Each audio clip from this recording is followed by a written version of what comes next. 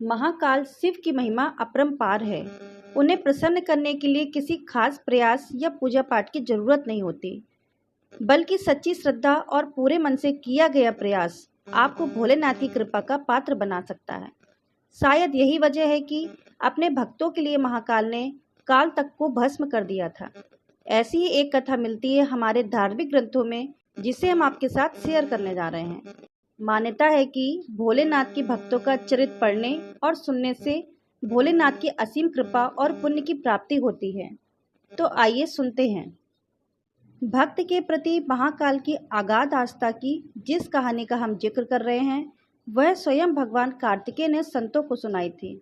इसके अलावा राजा श्वेत केतु, जो कि भोलेनाथ के परम भक्त थे, उन्होंने काल को भी जीत लिया था।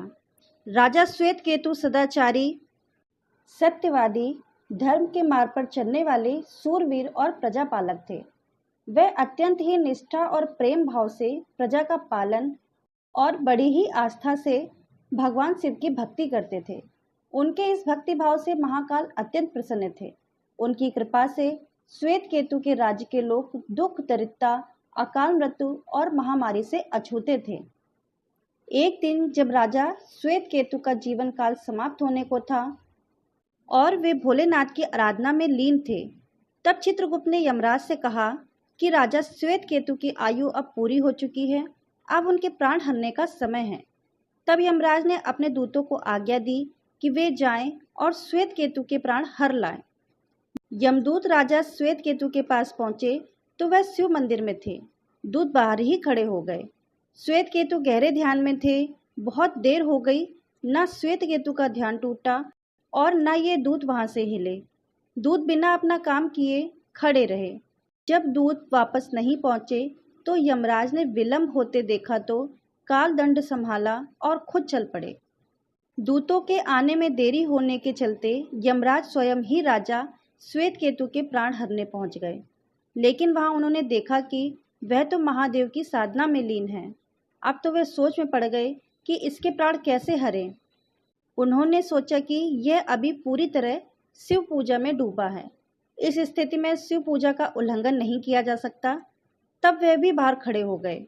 उधर जैसे ही काल को इसकी सूचना मिली तो उन्होंने तलवार निकाली और शिव मंदिर में जा घुसे। काल ने देखा कि राजा श्वेत केतु अभी भी भगवान के सामने ध्यान मग्न बैठे हैं।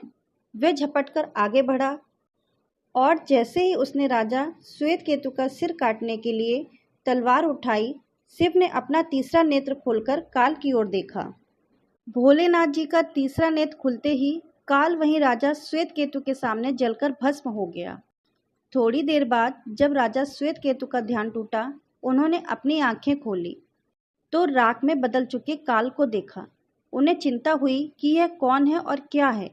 श्वेत केतु ने भगवान शिव से पूछा, हे भोलेनाथ, ये किसकी राख है? इसे किसने और क्यों जलाया है? तब भोलेनाथ ने बताया कि यह काल था, जो कि तुम्हारे प्राण हरने आया था।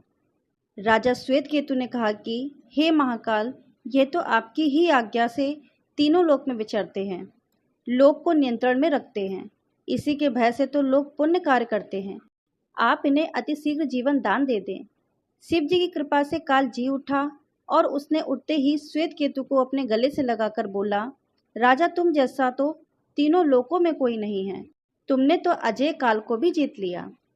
जीवन दान पाकर काल और यमराज ने कहा कि ऐसे जातक को जो शिव जी के परम भक्त हैं, सच्चे मन और पूरी श्रद्धा से महाकाल की पूजा में लीन रहते हैं, सिर पर जटा और गले में रुद्राक्ष पहनते हैं, विभूति का त्रिपुंड ललाट पर लगाते और पंचाक्षर मंत्रों का जप करते हैं, उन्हें कभी भी अकाल मृत्यु का ग्रास नहीं बनना पड़ेगा।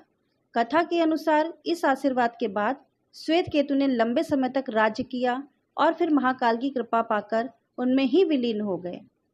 जय भोलेनाथ की, जय श्री महाकाल। अगर आप सभी भक्तों को ये कहानी पसंद आई हो तो प्लीज़ हमारे चैनल को लाइक करिए, सब्सक्राइब करिए, शेयर कीजिए, बेल आइकन को प्रेस कीजिए ताकि आने वाली वीडियो की नोटिफिकेशन आपको तुरंत ही प्राप्त हो सके। कहानी सुनने के लिए धन्यवाद भक्तों।